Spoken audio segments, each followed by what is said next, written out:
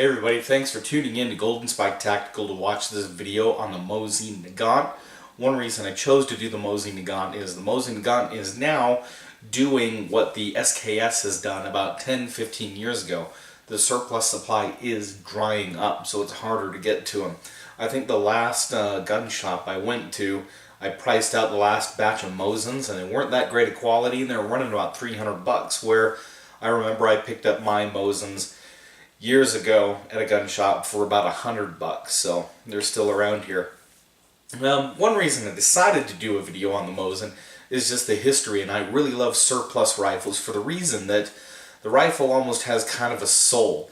It has a long history in life, and you may consider who's used the rifle and where it's gone to over the period of years, what hands it's fallen into, and it's morbid to think about, but you've probably also considered who the rifle has killed. So the Mosin Nagant is one of the more popular surplus rifles because of the price of ammunition, but I want to dive really quick into the history of the gun, and then we'll talk a little bit about what I think of the gun. I know that some people are hardcore Mosin fans. I know some people think the Mosin is garbage. I sit somewhere in between. I recognize it as a surplus gun. I recognize it as a gun that basically you get what you pay for. So I've got a specimen of a Mosin Nagant in my hand right here, and this is the one you see shooting in the video. But the Mosin Nagant was built shortly after the invention of smokeless powder. Now, it was designed off of the French Lebel rifle, and if you look up the French Lebel rifle, there are actually some striking similarities between this. You notice the M9130, which is the model I have in my hands. This is a Tula Arsenal model, which is identified with the star and the arrow through it. It's got the date 1933 stamped onto it. It's got the straight bolt handle, and the length is just... this thing is long. It's one of the longer surplus guns out there, and you can see it comes up to almost my chest level right here. So this is probably the longest surplus rifle you can buy out there. It's longer than the Lee Enfield. It's longer than the Mauser. But it was co-designed by Sergei Mosin and Emil, or some people call him Leon Nagant. But the only contribution I think that Nagant made to the rifle was actually this part right here, which is the butt plate that is combined with the spring right here of the magazine, that when you compress the magazine you can slip it out, slip it back into the bottom of the rifle there. I believe that's the only contribution he made to this rifle. The rest of this is Mosin. And over in Russia they don't necessarily call it the Mosin. Another feature I want to point out is how easy the rifle can be taken apart. I can just pull the bolt out by depressing the trigger, and the bolt slides in that easy again.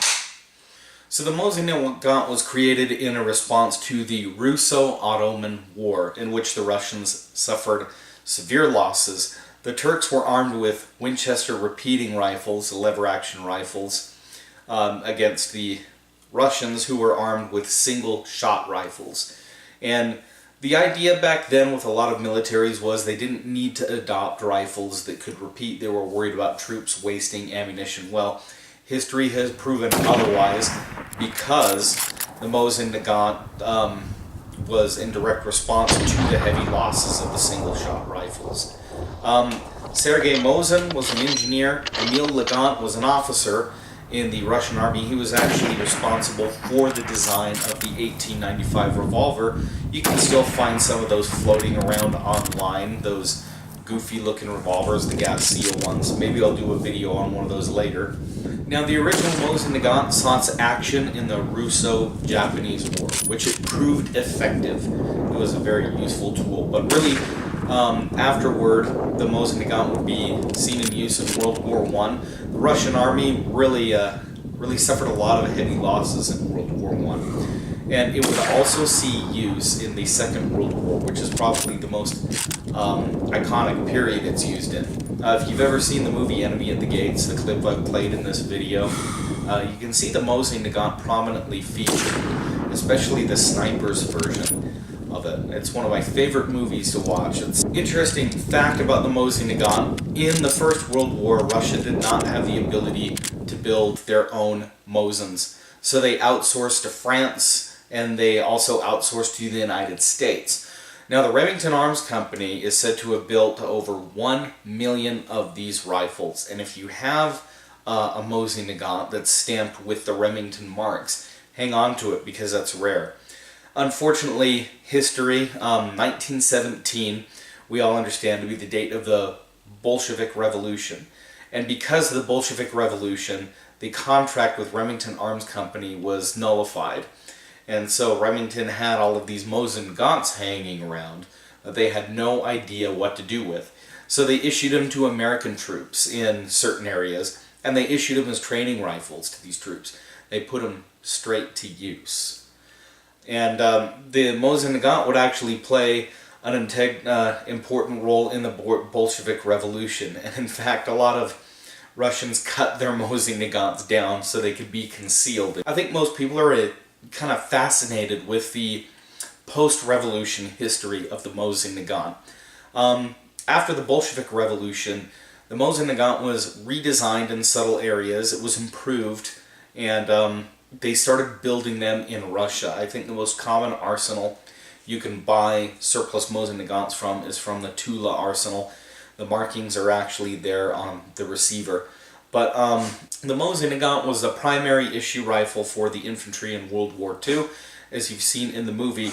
And if you've seen the movie Enemy at the Gates, where they're walking up and one soldier is given ammunition only and the next soldier is given a rifle, that's not entirely inaccurate, because the Soviets lacked the ability to manufacture the demand for Mosin Nagants to fight the Nazi invasion. There really weren't enough rifles to go around. So one soldier was given ammunition, the next was given a rifle. And it really goes to show you how the failed political system really left them unprepared for a Nazi invasion. I don't want to talk politics on this video, but it's just interesting to see. The Mosin Nagant was also outsourced as a sniper, as you can see in the movie. And if you're lucky enough to have an ex-sniper Mosin Nagant, or you find one, those are supposed to be the better manufactured ones.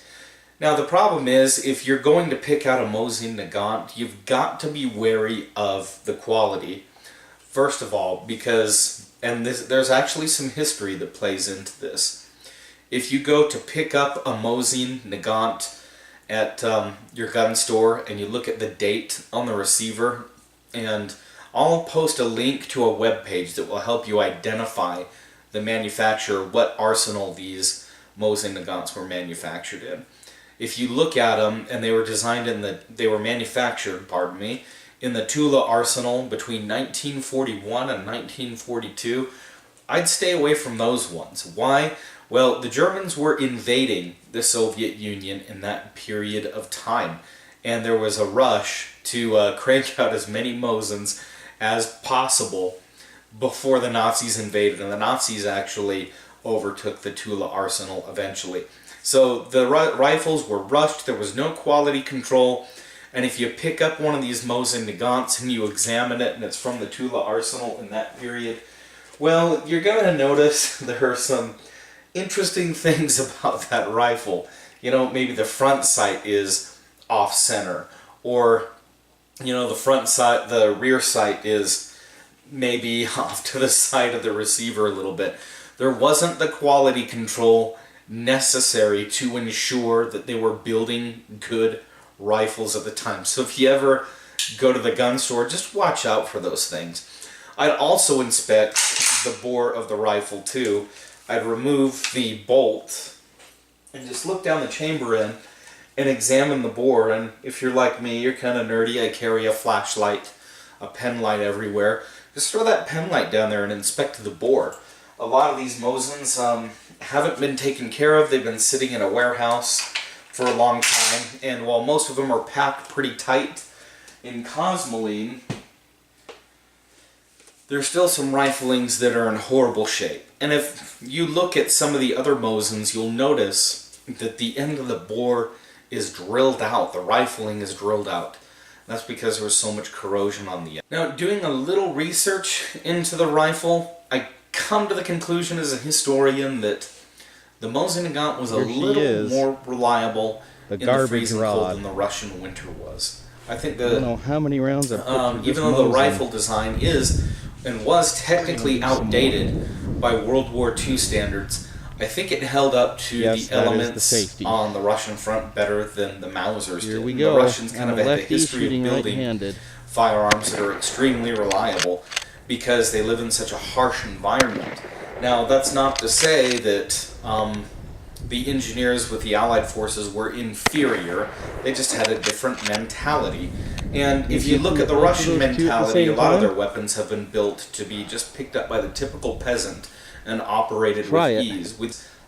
So much on Eastern philosophy with firearms is mostly, we don't need to make them the most accurate. We don't need to place the same emphasis on marksmanship that the West does. We just need to arm enough people to ensure that the pressure is put on the enemy. It's harder than you think to shoot right-handed on a bolt. So the Mosin Nagant, in and of itself, was an outdated weapon, but it was more reliable. And in a later video, I can take the bolt apart and show you.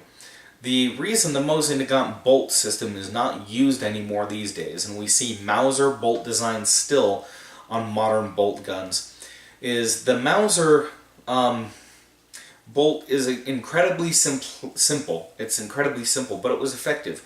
But if you take the Mosin Nagant bolt apart, it comes apart into several different pieces, and it's just overly complicated, and the design is totally unnecessary. And when I talk later in the video and do a review on the rifle, I don't think I'll have a chance to take the bolt apart, but the bolt parts, you've got the spring inside of it, you've got this piece right here, you've got the striker mechanism, and the bolt handle. It just comes apart in 5 different pieces, whereas the Mauser bolt was a lot more simple, and it was actually a lot smaller and ran a lot smoother.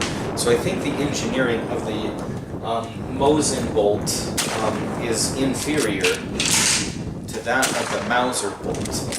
And in fact, there's a reason we all use Mauser action still today, is because it was so effective. In fact, when the Mosin was being built, there was a controversy around it. The first models of the Mosin were rejected by the review board in the Russian government because they thought the rifle was too, the materials it was made with was too cheap. They thought that the system was too complex, that it could have been designed better. And in fact, the Mosin did not pass with a whole lot of approval from the Tsar's advisors. It faced a lot of opposition. Nonetheless, by a simple majority, it was passed by the board. Thanks for tuning in to Golden Spike Tactical, guys. Thanks for coming to watch my spotlight on the Mosin Nagant. If you want to subscribe, don't forget to hit that button. Plus, we'll also be on Utah Gun Exchange very soon, so don't forget to follow that link in the description. Support Utah Gun Exchange and what they're trying to do, create an equal opportunity for people who want to talk about guns, who want to talk about shooting sports, or just want to talk about things that are controversial in mainstream society. Again, thank you. Don't forget to subscribe.